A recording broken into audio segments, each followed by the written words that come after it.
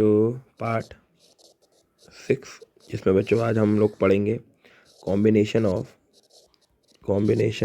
Resistances. ठीक है, combination of resistances. आज हम ये पढ़ेंगे कि रेजिस्टेंस को किस तरीके से कंबाइन किया जाता है। ठीक है, बहुत अच्छे से आप लोग वीडियो को पूरी देखिएगा अच्छी तरीके से, ताकि आपके सारे कंसेप्ट क्लियर हो जाए। तो कॉम्बिनेशन ऑफ रेजिस्टेंसेस की अगर आप बात करते हो तो इसको हम दो तरीक़ों से कंबाइन कर सकते हैं। पहला सीरीज़ और दूसरा होता है पैरेलल। दोनों को बहुत अच्छे से समझिएगा। ठीक है, सीरीज़ और पैरेलल। अब सबसे पहले बात करते हैं कि सीरीज़ कॉम्बिनेशन क्या होता है। पहली हेडिंग बनाते हैं हम लोग सीरीज़ कॉम्बिनेशन। ठीक है, सीरीज़ कॉम्बिनेशन। अगर आप सीरीज़ कॉम्बिनेशन की बात करते हो तो इसमें रेजिस्टेंसेस को कुछ इस तरीके से अरेंज किया जाता है। ये ऐसा, ये इस तरीके से। ठीक है, जहाँ पर ऐसा माना जाता है कि करंट हर जगह पे कांस्टेंट रहता है, हर एक रेजिस्टेंस पर सेम टाइप का करंट जाएगा। ऐसे कॉम्बिनेशन को आप सीरीज कॉम्बिनेशन कहते हो। ठीक है, कि हर एक टाइप का, हर जगह पे आप देखो हर रेजिस्टेंस पर सेम टाइप का करंट रहेगा, सेम। ये देखिए आई चेंज नहीं हुआ है। ठीक है ना, आई जो है वो सेम है। तो सीरीज कॉम्बिनेशन में क्या होता है बच्चों, जो आपका करंट होता है ना वो हमेशा कांस्टेंट रहता है, वो पूरे सर्किट के दौरान कांस्टेंट रहता है। मीन्स सेम फेज में होता है, ध्यान रखना। उसके बाद अगर आप दूसरी बात करते हो किस चीज़ की, वोल्टेज की, तो वोल्टेज जो है ना यहाँ पर वो हर एक रेजिस्टेंस पर डिफरेंट हो जाता है, यानी कि ड्रॉप हो जाता है। ड्रॉप मीन्स होता है यहाँ पे चेंज। ठीक है, हर तरीके से। जैसे मान लो मैं इसका एक सर्किट डायग्राम बनाता हूँ, आप देखिएगा। जैसे ये मैंने रेजिस्टेंस को लगाया इस तरीके से, ये मैंने रेजिस्टेंस को लगाया इस तरीके से, ये लगाया। ठीक है, इसको मैंने कनेक्ट करा एक सेल से। ठीक है, तो ये मैं कहता हूँ पुरानी वीडियो जरूर देखा करो ताकि कंसेप्ट क्लियर हो जाए। ये प्लस ये माइनस, मान लो ये R1 है, मान लो ये R2 है, मान लो ये R3 है। यहाँ से करंट लीव हुआ और लीव होने के बाद आपने देखा ये हर तरीके से यहाँ पे जो करंट है वो कांस्टेंट है। हर रेजिस्टेंस के पास एक ही टाइप का करंट जा रहा है, बहुत बढ़िया बात। लेकिन वोल्टेज यहाँ से कितना निकला, V वोल्ट। तो हर एक रेजिस्टेंस के पास वोल्टेज जो गया वो गया V1, V2 एंड V3। आप ध्यान से देखें। ठीक है, तो इस तरीके से हमारे पास ये कंसेप्ट क्लियर हुआ। अगर हम बात करें ओम्स लॉ की, है ना, ओम्स लॉ की, तो ओम्स लॉ के अकॉर्डिंग आप क्या जानते हो। हाँ, तो ओम्स लॉ के अकॉर्डिंग क्या जानते हैं हम लोग, ओम्स लॉ के अकॉर्डिंग जानते हैं हम कि V is equal to I R. ठीक है, V is equal to I R. ठीक है, V is equal to I R आप बहुत अच्छे से जानते हो। ठीक है, अब हम क्या करेंगे, फ्रॉम फर्स्ट रेजिस्टेंस, है ना, फ्रॉम R1, है ना। तो R1 में देखोगे तो क्या होगा, V1 बराबर I और R1, है ना। ऐसे ही V2 is equal to I R2, ऐसे ही V3 is equal to I R3। क्या पता बेटा कितने लगे हुए यहाँ पे resistance, and so on. Vn is equal to I Rn। ठीक है, ये इक्वेशन 1, ये 2, ये 3 और ये कोई n इक्वेशन। इन सभी इक्वेशंस को ऐड कर दो। ठीक है, adding equation 1 plus 2 plus 3 plus dash plus n, सभी इक्वेशन को ऐड करोगे तो आप देखोगे V1 plus V2 plus V3 plus dash plus Vn is equal to, ऐसे ही बेटा I तो बाहर रहेगा सब में से क्योंकि सब में सेम है। तो R1 R2 R3 डैश कहाँ तक, Rn तक। ये बेटा नेट वोल्टेज हो गया, यानी कि V बराबर I ब्रैकेट के अंदर R1 R2 R3 plus and so on Rn। ठीक है, यहाँ से इसे अपॉन में लेकर क्या हो बेटा, V अपॉन कितना हुआ I बराबर कितना बचा, R1 R2 R3 and so on कहाँ तक बेटा, Rn तक। बेटा ध्यान से देखो, अगर V बराबर होता है आई आर तो R की वैल्यू कितनी आ जाएगी, अब ध्यान से देखो V अपॉन I, है ना जी। तो यानी कि इसकी जगह मैं रख सकता हूँ V, इसकी जगह मैं रख सकता हूँ R is equal to R1 R2 R3 and बच्चों एंड सो ऑन और कहाँ तक, Rn तक। ये मेरे बच्चे आपके पास क्या निकल करके आया, रेजिस्टेंस का फॉर्मूला फॉर सीरीज कॉम्बिनेशन। ध्यान रखेंगे बच्चों। ठीक है, सीरीज कॉम्बिनेशन के लिए रेजिस्टेंस, इसको बच्चों हम लोग कौन सा रेजिस्टेंस बोलते हैं, जरा ध्यान दीजिएगा।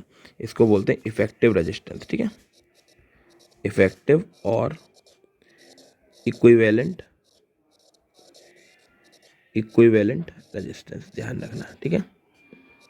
रेजिस्टेंस, बहुत अच्छे से इस बात को आप लोग को ध्यान रखना है, ठीक है।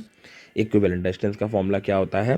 For series R effective is equal to R1 plus R2 plus R3 plus dash plus RN। ये हमारा क्या कहलाएगा? फॉर्मूला सीरीज के लिए, ठीक है जी बच्चों, पक्का ध्यान रखिएगा इस चीज़ के लिए, ठीक है। अब आगे बढ़ते हैं हम लोग पैरेलल कॉम्बिनेशन की तरफ। नंबर 2 पैरेलल कॉम्बिनेशन, इसको बहुत ज़रूरी है समझना, ठीक है। पैरेलल कॉम्बिनेशन,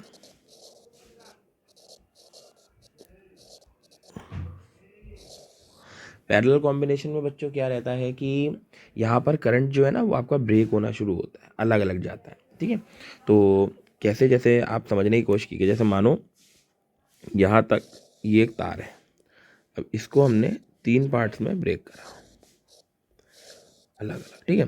जैसे मान लो यहाँ से आई करंट निकला, आई करंट आ रहा था यहाँ से, ठीक है। अब यहाँ से टकराने के बाद इस तार में करंट गया I1, इस तार में करंट गया I2 और इस तार में जो करंट है वो गया I3। तो अब ध्यान से देखो, 3 अलग अलग करंट होगा यहाँ पर। I1, इधर I1 जा रहा है, इधर I2 जा रहा है और इधर I3 जा रहा है, लेकिन आया कितना था? I। तो ये जो पॉइंट होता है ना, ये इसको बोलते हैं हम लोग जंक्शन पॉइंट। जंक्शन पॉइंट कौन सा point? Junction point. Junction point का बच्चों काम क्या होता है, ये मैं पहले भी बता चुका हूँ। जंक्शन पॉइंट का काम होता है कि करंट को डिवाइड करना, करंट को क्या करना? डिवाइड करना, ध्यान रखोगे, करंट को डिवाइड करना, या फिर आप इसका नाम बोल सकते हो डिस्ट्रीब्यूट करना, ये भी ठीक रहेगा कहना, डिस्ट्रीब्यूट करना, करंट को डिस्ट्रीब्यूट करना अलग अलग जगहों पर, ठीक है। तो इसी को बच्चे हम लोग पैरेलल कॉम्बिनेशन बोलते हैं कि यदि करंट सेम आए और अलग अलग करंट डिवाइड हो जाए, तो वहाँ पर क्या होता है, जो तुम्हारा करंट होता है, जो तुम्हारा करंट हो जाता है वो तो क्या हो जाता है? ड्रॉप, ठीक है। और जो तुम्हारा वोल्टेज होता है ना, वोल्टेज वो यहाँ पर तुम्हारा कांस्टेंट रहता है। वोल्टेज कैसा रहता है? कांस्टेंट। जो आपके घरों में सप्लाई होती है वो इसी तरीके से होती है बच्चों, वोल्टेज को सेम रखा जाता है और जो आपका क्या कहते हैं वो है करंट, उसको ड्रॉप कर दिया जाता है, ठीक है जी। तो इस तरीके से आप लोग क्या हो जाता है, ठीक है। तो इसे हम लोग पैरेलल कॉम्बिनेशन बोलते हैं। अब हमको रेजिस्टेंस लगाने हैं, तो अब जरा उसको देखिएगा रेजिस्टेंस कैसे लगेंगे। मान लो आप इस तरीके से कुछ, ये हो गया और यहाँ पर मैंने इस तरीके से करा, ये, ठीक है, और ये गया और इसको मैंने एक किसी पर्टिकुलर बैटरी से या फिर सेल से कंबाइन कर दिया, ठीक है। अब ये प्लस और ये निगेटिव, यहाँ पर मैंने एक और ऐसे करके खींच दिया, ठीक है। अब यहाँ मैंने एक रेजिस्टेंस लगाया, यहाँ एक रेजिस्टेंस लगाया, यहाँ एक रेजिस्टेंस लगाया, ठीक है। एक को मान लिया मैंने R1, एक को मान लिया मैंने R2, एक को मान लिया मैंने R3, ये मैंने 3 रेजिस्टेंस मान लिया। अब आपके अकॉर्डिंग क्या होगा, आप जरा ध्यान से देखो, यहाँ से करंट भागेगा। अब यहाँ तक जो करंट निकल के आया, लीव हुआ, वो कौन सा हो रहा था? I। अब यहाँ आया जंक्शन, जंक्शन ने क्या करा, यहाँ करंट अलग, यहाँ करंट अलग, यहाँ करंट अलग, यानी कि यहाँ उसने I1 भेजा, यहाँ उसने I2 भेजा और यहाँ उसने I3 भेजा, कोई दिक्कत तो नहीं।